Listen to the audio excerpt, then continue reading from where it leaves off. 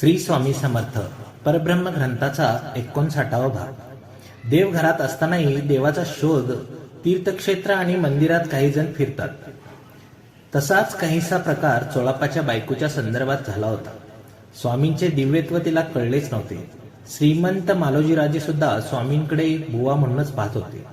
श्रीमंत मालोजीराजेवर विष्णुबुवा ब्रह्मचार्यांची गाढ प्रभाव होता, म्हणूनच प्रत्येक साधू संतांकडे ते संशयाने पाहत होते.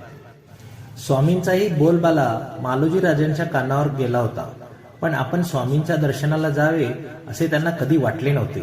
एक दिवस चिंतोपंत टोळ मालोजीराजांना भेटायला आले होते. राजांच्या खास दालनात दरबारी माणसंही बसली होती, राणीसाहेबही होत्या. मालोजीराजांनी चिंतोपंताची थट्टा करण्याच्या हेतूने स्वामींचा विषय काढला होता. चिंतोपंत, काय म्हणत आहे तुमचे स्वामी समर्थ? चिंतोपंतांनी मालोजीराजांना लावून नमस्कार केला होता. चोळाप्पांच्या घरी आहेत ते सध्या. चिंतोपंतांनी महाराजांना म्हणाले, तुम्ही सांगत होता की ते अवतारी पुरुष आहेत. राणीसाहेबांनी मध्येच विचारले होते आणि मालोजीराजे थट्टेच्या सुरात म्हणाले होते, अशा कित्येक अवतारी पुरुषांची विष्णुबुवा ब्रह्मचार्यासमोर भेंबेरी उडाली आहे, माहिती आहे ना तुम्हाला चिंतोपंत? चिंतोपंत मंद हसले होते.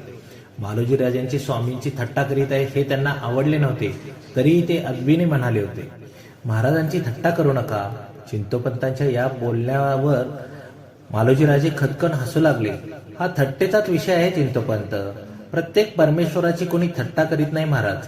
चिंतोपंत आपल्या बोलण्यात उलटपणा डोकावणार नाही याची काळजी घेत महाराजांना म्हणत होता. आता राणीसाहेब म्हणाल्या होत्या की स्वामी समर्थ ईश्वरी अवतार आहेत. महाराजांचा सूर अजूनही थट्टेचा होता. आणि तुम्ही म्हणताय की ते प्रत्यक्ष परमेश्वर आहेत? होय राजेसाहेब, चिंतोपंत नम्रतेने म्हणाले होते. स्वामी समर्थ साक्षात परब्रह्म आहेत. मालोजीराजे खो खो हसले. राणीसाहेब आपल्याकडे नाराजीने पाहतात याची जाणीव होताच ते हसणे थांबवले. साधू संतांची थट्टा करू नये कधी, राणीसाहेब म्हणाल्या होत्या. आम्ही कुठे थट्टा करतो? मालोजीराजे हसतच पुन्हा बोलले.